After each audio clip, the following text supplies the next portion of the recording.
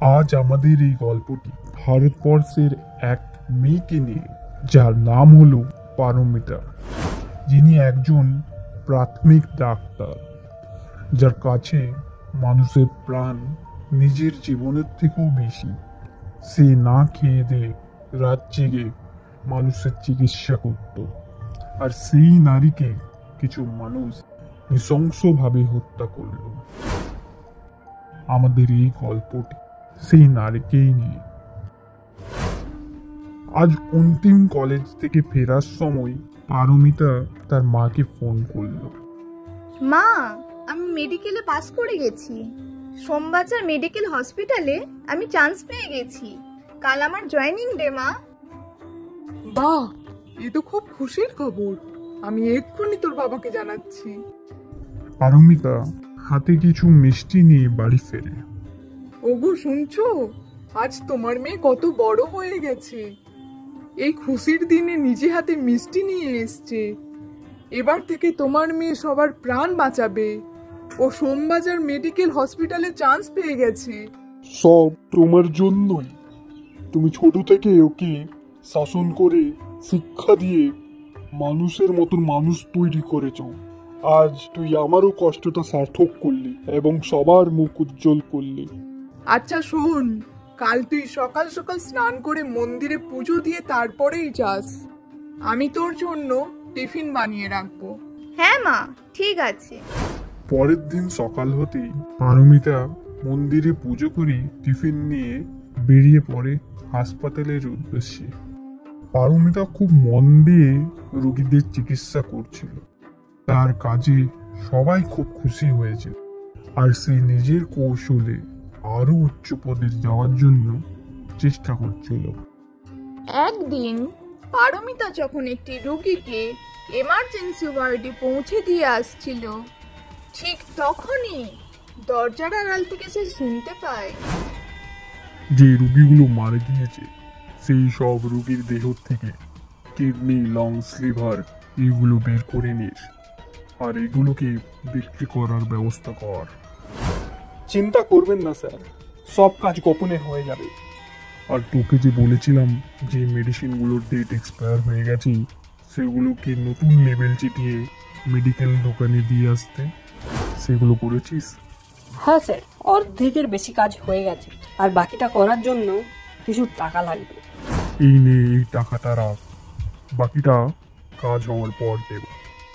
হঠাৎ তখনই পারমিতার হাত থেকে ওষুধের শিশিটা পড়ে যায়। দেখ তো বাইরে গিয়ে কে ওখানে। হ্যাঁ স্যার, আমি এক্ষুনি দেখছি। পারমিতা দৌড়ে ওখান থেকে পালিয়ে যায়, কিন্তু ওদেরই একজন পারমিতাকে দেখে নেয় ওখান থেকে পালিয়ে যেতে। স্যার, এ তো পারমিতা, যে আমাদের সব কথা দরজার আড়াল থেকে শুনছিল। কে পারমিতা? ও আমাদের ওয়ার্ডের বাইরে কি করছে? স্যার, ও একটি প্রাথমিক ডাক্তার।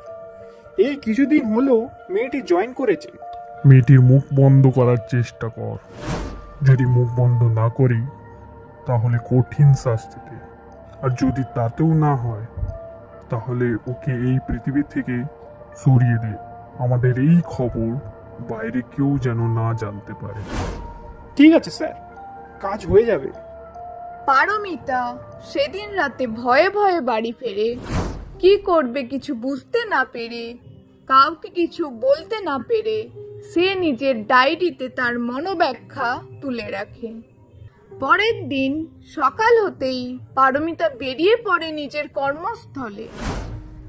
হাসপাতালে পৌঁছে কিছু রোগীর চিকিৎসা করার পর যখন নিজের চেম্বারে গিয়ে দুপুরের খাবার খেতে যায়, ঠিক তখনই একজন রিসেপশনিস্ট এসে বলে, বলছিলাম ম্যাডাম, এখন কিছুদিন কাজের চাপ বেশি আছে, তাই আপনাকে এখন ওভারটাইম করতে হবে। পারলে আপনাকে হাসপাতালে থেকেই ডিউটি দিতে হবে। ঠিক আছে, আমি সবসময় মানুষের পাশে আছি। রিসেপশনিস্ট বেরিয়ে গিয়ে একটি হলে গিয়ে বসে, আর তার পাশে সেই দুটি লোক। কাজ হয়ে গেছে, ও রাজি হয়ে গেছে রাতে ডিউটি দেওয়ার জন্য। আজ রাত্রেই মামলাটা সালটে দিতে হবে। যাতে ও কারো কাছে মুখ খুলতে না পারে। আমি সিসিটিভি ক্যামেরাগুলো বন্ধ করে রাখছি, যাতে কিছু ধরা না পড়ে। রাত হওয়ার পরে পারমিতা নিজের কাজ শেষ করে যখন একটি হলে একটু বিশ্রাম নিতে যায়, হঠাৎ সে একটি ছায়া আকৃতি এগিয়ে আসতে দেখতে পায়। ঠিক সেই সময় পারমিতা বেড থেকে নামতে যাবে, তখনই কেউ তার মুখ বন্ধ করে দেয়, যাতে ও চিৎকার না করতে পারে। তার কিছুক্ষণ পরেই পারমিতার মৃতদেহ ওই হলে পড়ে থাকে। পরের দিন পারমিতার বাড়িতে জানানো হয় যে তার মেয়ে আত্মহত্যা করেছে। না, আমার মেয়ে আত্মহত্যা করতে পারে না, এটি একটি ভুল অভিযোগ। সে খুব সাহসী ছিল। ইতিমধ্যে তদন্তকারীরা একটি ধ্বনিযন্ত্র খুঁজে বের করে, যেখান থেকে পারমিতার দেহ উদ্ধার হয়েছিল। তদন্তকারীরা সেই ধ্বনিযন্ত্র গ্রহণকারীকে ধরে ফেলে আর তাকে কারাগারে বন্দী করে।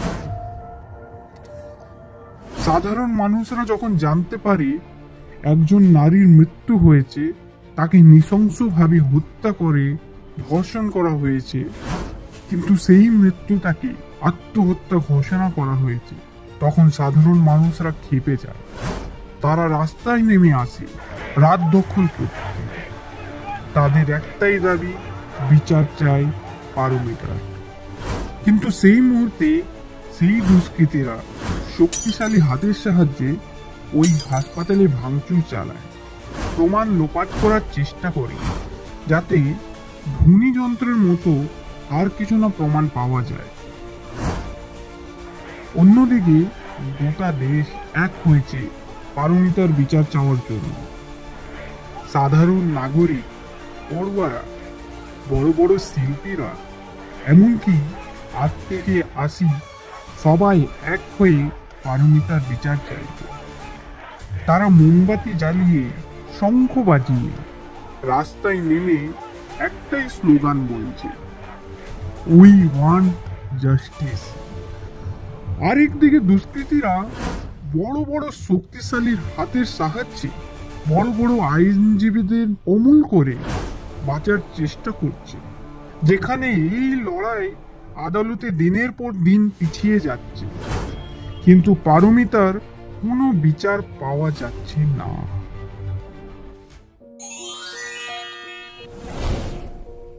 আমার মতো হাজারো নারী রয়েছে যাদের উপর এভাবে নৃশংসভাবে নির্যাতন হয়, কিন্তু তারা কেউ বিচার পায় না।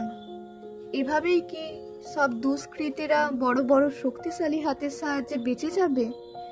আমরা কি বিচার পাবো না?